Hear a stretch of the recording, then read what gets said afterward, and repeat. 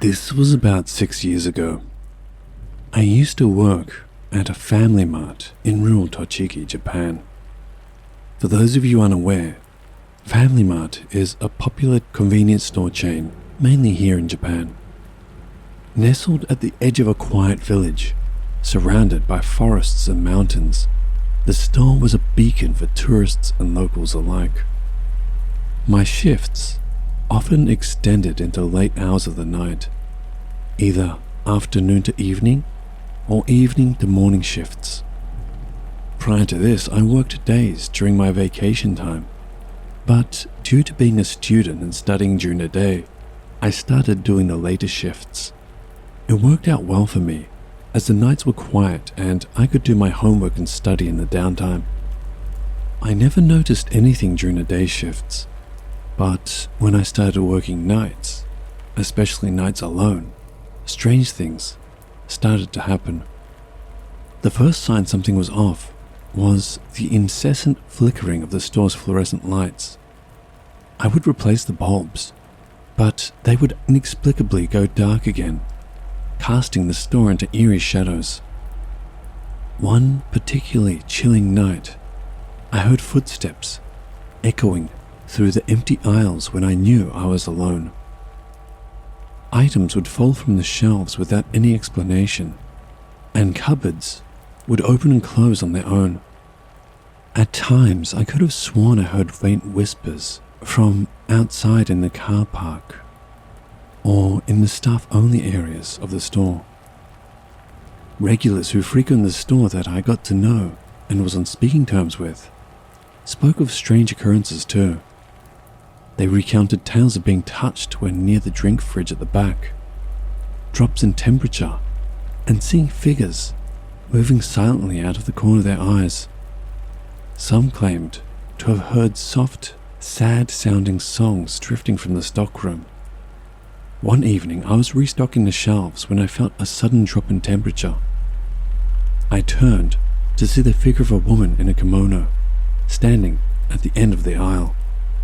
As I turned my gaze to her, I noticed that her face was strange. It was like it had been blurred out, all except for her dark eyes. She beckoned to me. Her voice, or what I thought was her voice, was like a soft, haunting melody. Frozen with fear, I couldn't move. It was as if time had come to a standstill. Then, in an instant, she vanished, leaving me shaken and trembling. My coworkers shared similar stories, and we began to piece together the history of the convenience store. It turned out that the land the building now stood on had once been a house that burned down, and the land was now believed to be cursed. The kimono-clad figure I had seen was rumored to be the spirit of a woman who had met a tragic end in the fire. As the months passed, the eerie occurrences continued, and my anxiety grew. I couldn't escape the feeling of being watched, of unseen eyes following my every move. Eventually, I left my job, unable to bear the unsettling presence any longer. After I finished my studies, I moved to a bigger city and a better job. To this day, I can't explain the experiences I had in that convenience store, but they serve as a reminder that some places carry a history that can never be erased.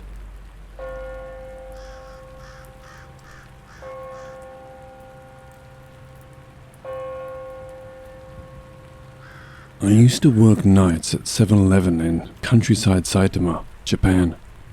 I won't say exactly where, but Saitama is pretty much the same all over, just with more or less people. Being in the countryside, mine had less people, mainly nuisance biker kids stopping for cigarettes or people just heading home. but there was one customer whose memory will haunt me forever. As I said, my 7-Eleven was in the countryside, so it was basically the brightest thing as far as the eye could see at night. It was a quiet weekday night, I think Wednesday or Thursday. Working nights, I always found those 2 days tended to blur together the most. No one had come in for over an hour. I'd done all of my nighttime duties for basically the whole night. I was working alone, as I often did, since the volume of traffic at night in this location could never justify paying another person.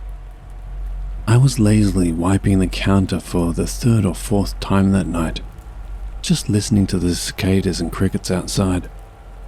I was so focused on my work that I didn't even notice the figure at the window staring in.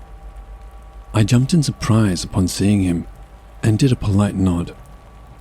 It was a wrinkly old man with kinda dead-looking eyes. Unusually, he did not return my greeting gesture. He just kept staring in at me. It was like 3 a.m. What was this old man who was pushing at least 75 years old, and I'm being generous here, doing out so late? It's not unheard of, I supposed, but he wasn't actually doing anything apart from staring at me. I was starting to get really creeped out. Outside the store was dark and quiet, and I hadn't seen any customers in over an hour. Actually, I hadn't even seen any cars pass the store in that long either. Then, another thought occurred to me. There were no cars in the car park. There weren't really any houses nearby either. Was this a ghost? I didn't really believe in ghosts, but I couldn't really think of anything else. But he was solid looking. The longer he stared at me, the more I felt creeped out. Actually, more than that, I was starting to panic. I came to a decision, and I'm not really proud of it. I figured if he wasn't in the store, he wasn't a customer. Therefore, wasn't my responsibility. So I pulled the blind down on the window he was staring from. My hand was shaking as I did so. I was mere centimeters away from his face. He held my gaze the whole time. He looked directly into my eyes, and I couldn't look away. The old guy didn't move, even a little. Being so close to him, I felt all the hairs on the back of my neck stand up on end, and my stomach was tying itself in knots. I did see his chest move up and down, however, so he wasn't a ghost. After I had closed the blind, I went back to the counter and stood there uneasily. I really didn't know what to do.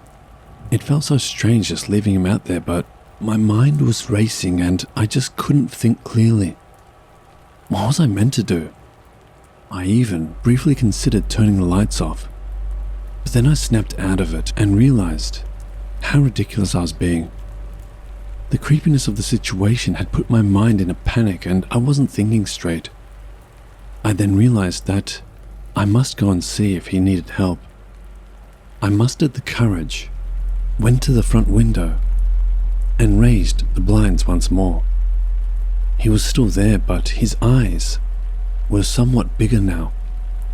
We were locked in a staring contest that I couldn't look away from. This went on for what seemed like forever. His eyes seemed to keep getting bigger too. Then, something happened to break the standoff.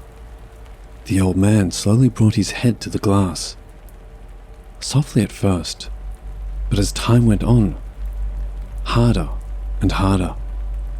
Now I had to do something. I ran out and tried to stop the man. He was stronger than I expected, and he continued to hit the window with his head again and again. So I tried harder to stop him, but I didn't want to hurt him. I managed to stop him for a brief moment, and then he did the unimaginable. He started to yell. Just a continuous, unintelligible sound.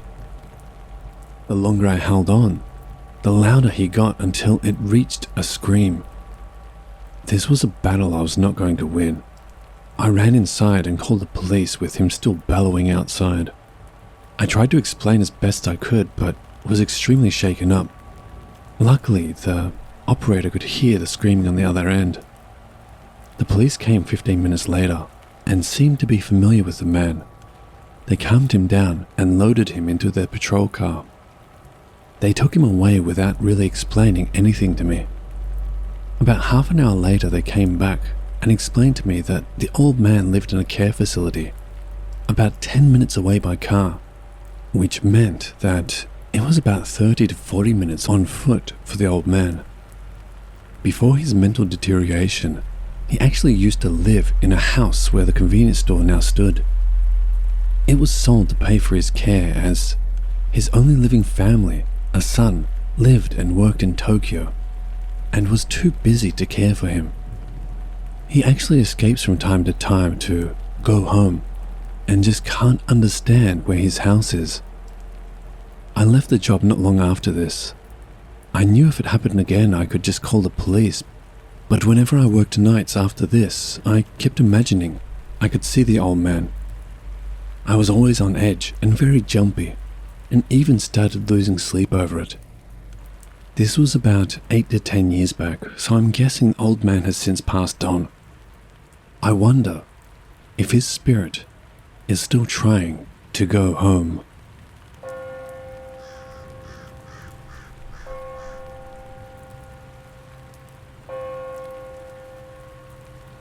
This happened when I was still a new hire at the company I still work for. At the time, there weren't many job opportunities in the town I lived in, not for the field I wanted work in at least. So when I saw a posting for the job I wanted, with the only drawback being that I relocate, I jumped at the chance. I didn't have much going on for me in my hometown anyways.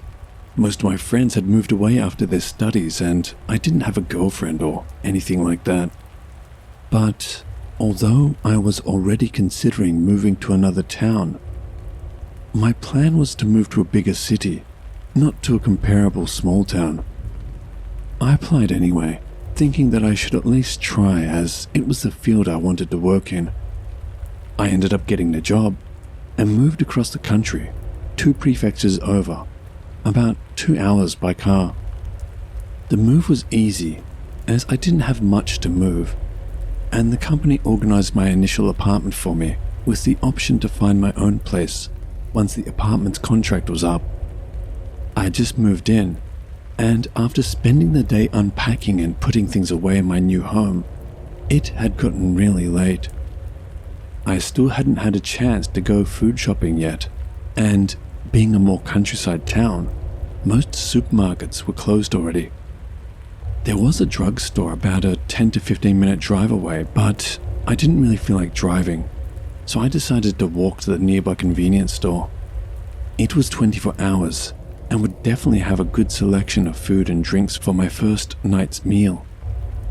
It was only a 10-minute walk, and I felt it would be nice to get a feel for my new neighborhood. The night was cool. It was late fall after all, but it felt crisp and refreshing to be out of the apartment. I walked for a couple of blocks before I saw the convenience store's glow. The neighborhood was dark at night, so the store's glow was a comforting sight. I walked a couple of more minutes, and I was there. I entered the store and was greeted by the store's sole employee for the night. The store was nearly empty, save for a few scattered customers and the lone cashier. I took my time picking up some snacks, a bento, and a couple of beers to celebrate. I gradually became aware that I was now the only customer. There was nothing unusual about that, but for some reason, I started to get a real feeling of unease. The quietness of the store was odd, broken only by the faint hum of the refrigerators, and the lighting seemed darker for some reason. I tried to dismiss my feeling I was just being overtired due to my day and got on with what I was doing. I decided to grab some food for breakfast the next day as well and continued my shop.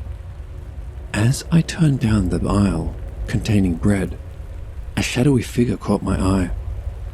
It was a tall, indistinct silhouette, lurking just at the edge of the store towards the back in a darker corner that led to the restrooms. At first, I dismissed it as a trick of the dim lighting, or perhaps a shadow cast from outside. But then it moved, darting from the corner, then to a window, with an eerie fluidity that sent a shiver down my spine. I blinked, hoping my eyes were playing tricks on me, but the shadow persisted, hovering ominously, now just outside the store. It seemed to be watching me, and a cold sweat broke out on my forehead. Since it seemed to be outside, I was in no hurry to get to where it was, so I continued my shop, all the while keeping an eye on the shadow outside. Just as suddenly as it appeared, it was gone. I pretended to shop closer to the window so I could check for it, and it was definitely gone. A shiver once again ran up my spine, and I felt the strong urge to leave and get home as soon as possible.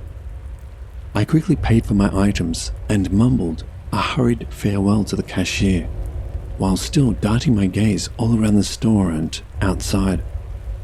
Stepping back out into the crisp night, I felt an overwhelming urge to get as far away from the convenience store as possible. Then, I noticed the shadowy figure continued to follow me, keeping pace with my every step. Panic gnawed at my insides as I walked briskly through the dimly lit streets, the chilling presence never relenting. After I got a block or so away from the convenience store, however, I could no longer see or feel the shadow's presence. I rushed home after that, continuously checking over my shoulder the whole way. I went to that convenience store plenty of times after that while I lived there, but always made sure to never go back after dark.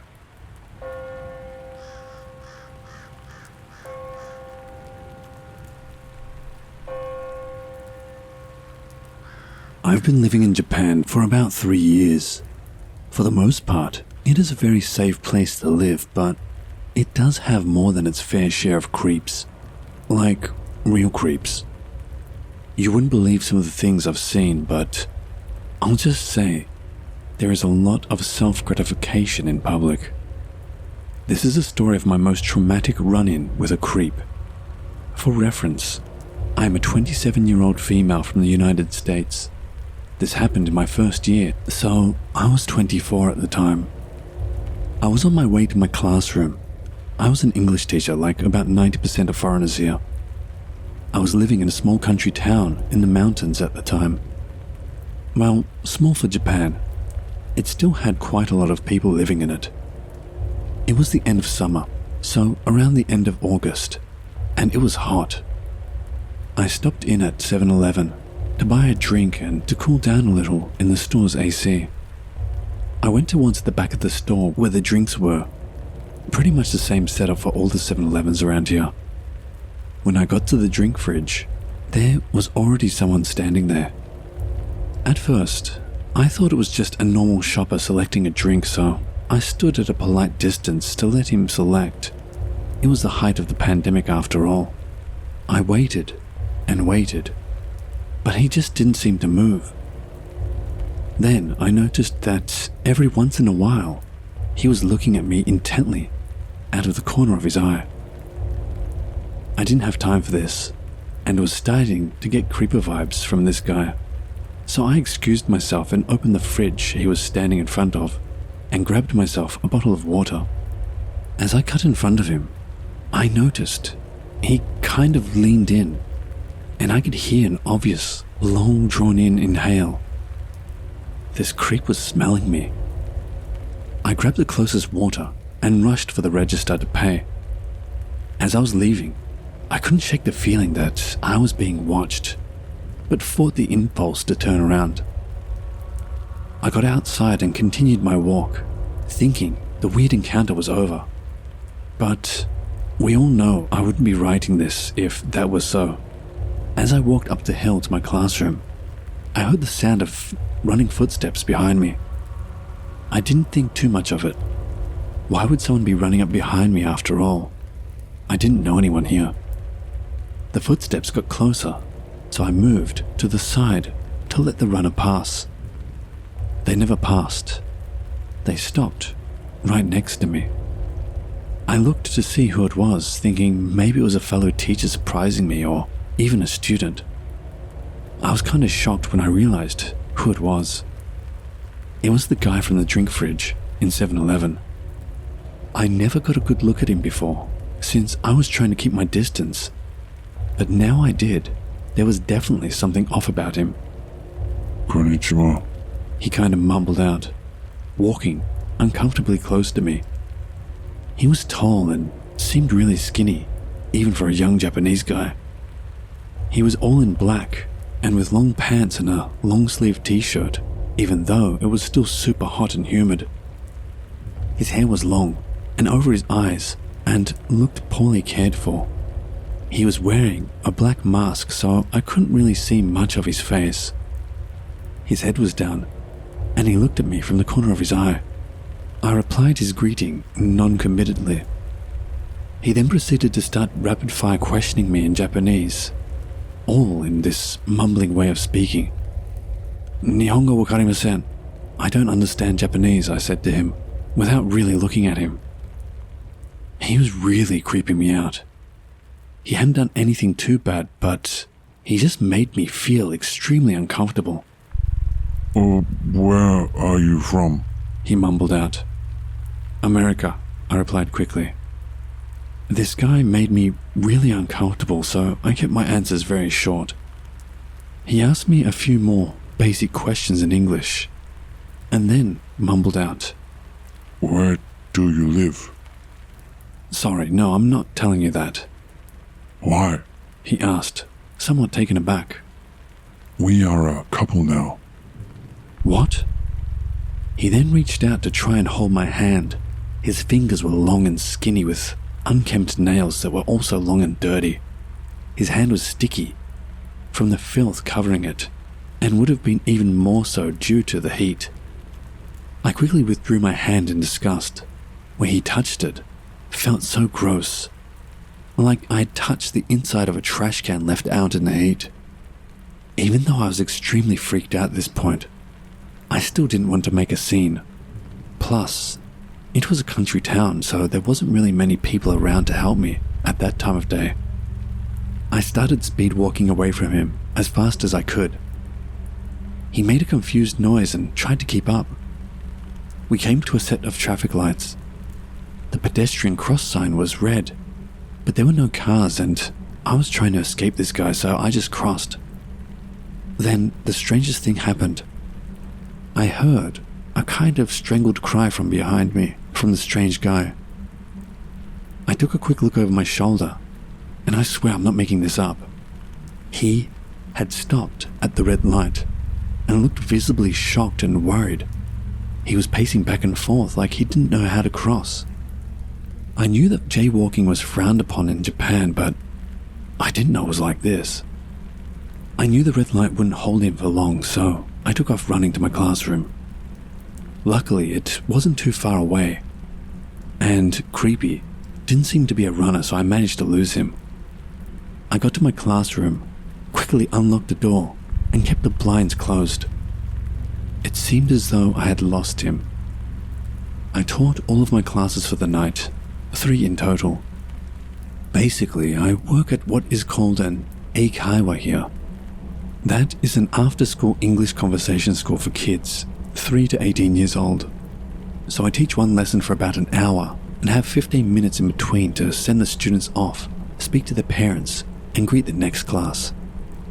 Each time I went outside to speak to the parents and send the students off, I had the feeling I was being watched. I figured I was just paranoid but couldn't shake the feeling. When I finished for the day, I closed up and waited inside the classroom, which is basically a storefront, not an actual school, peering out from behind the blinds. I had all the lights off and just waited. The plan was to wait 15 minutes to be sure no one was out there. I didn't really have plans after work, and figured if he was there, he would think I exited a different way if the lights were off for that long and no one came out. Sure enough, after 10 minutes, there he was. He had been hiding around the corner. I had no idea what my next move should be. In any other country, I could just call the cops, but Japan is known to ignore stalkers unless something actually happens, especially if the victim is a foreigner. I know this from stories of friends being stalked. Plus, I couldn't speak Japanese. My company's office was closed, so I couldn't call them for help. So I just planned to stay overnight in the classroom at worst, or until there was no chance of him being there. I finished my classes at 8:30, closed everything up by 9:15, and waited until 11:30 p.m. I just couldn't take it anymore. I was as stealthy as I could be leaving. I took a different route home, which was longer. I ended up getting back home by about 12:15ish. I lived in the same town about 20 minutes away on foot, usually. Luckily, my gamble turned out good because I didn't see him on the way home. I called in sick the next day and spoke to my supervisor about transferring to a different location. Luckily, there was a teacher who had left recently, and their apartment and unit of classrooms was open, so I was set to transfer in a week. My supervisor was very kind and agreed police wouldn't do much, so he pushed to get it done as soon as possible. He even offered for me to take paid vacation until the move. I was on high alert for that week, but I made it through without any further run-ins. My company made sure to put a male teacher in that area after that. So, yeah, Japan isn't always the safest country everyone thinks it is. It's just that crimes like these don't really get reported or dealt with by authorities.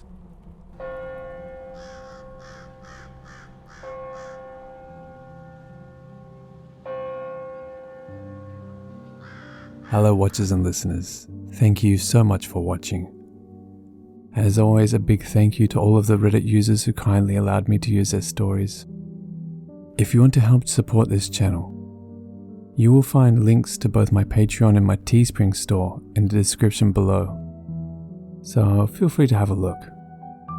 And the biggest thank you to all of you who continue to support me. I truly do appreciate it. And remember, Papa loves you.